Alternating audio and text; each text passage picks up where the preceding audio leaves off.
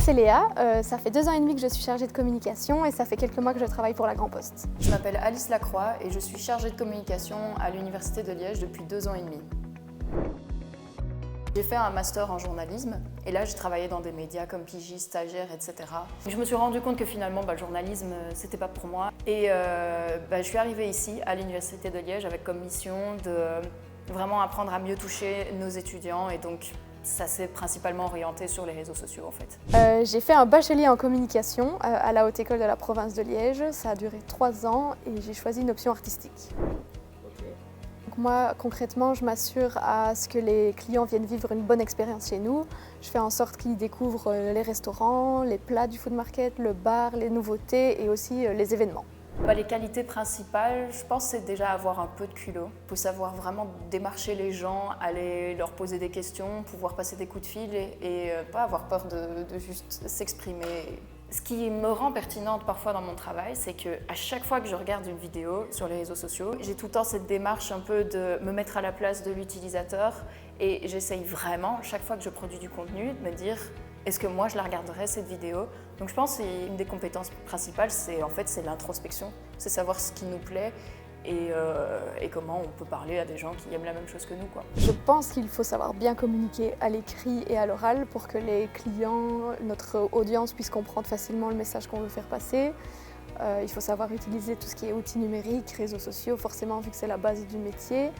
Et il faut aussi être un petit peu curieux puisqu'on doit toujours être à jour dans les tendances numériques, tout ce qui se passe sur les réseaux sociaux, c'est important. L'avantage dans mon métier, c'est qu'il n'y a pas vraiment de journée type. On est souvent confronté à des journées très différentes en fonction des périodes, des plannings, des événements qu'on organise.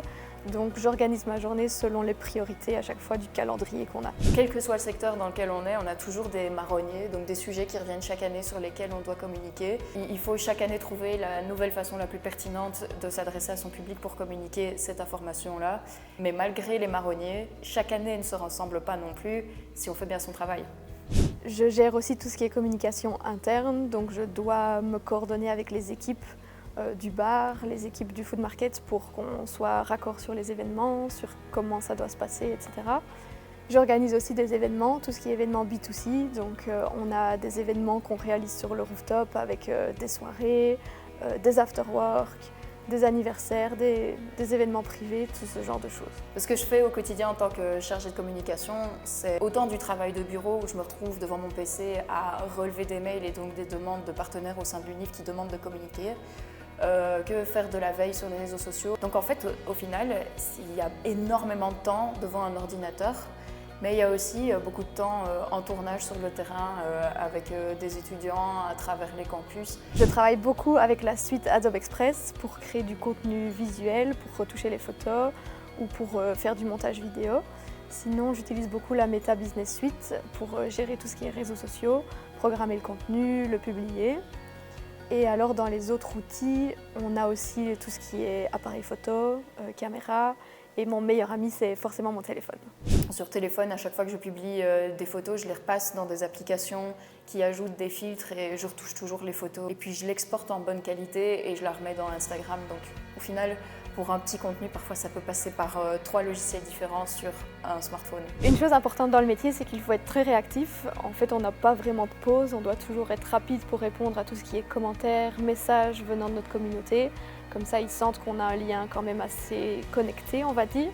C'est pour ça qu'il faut être organisé. Donc moi, j'essaye d'optimiser un maximum mon temps.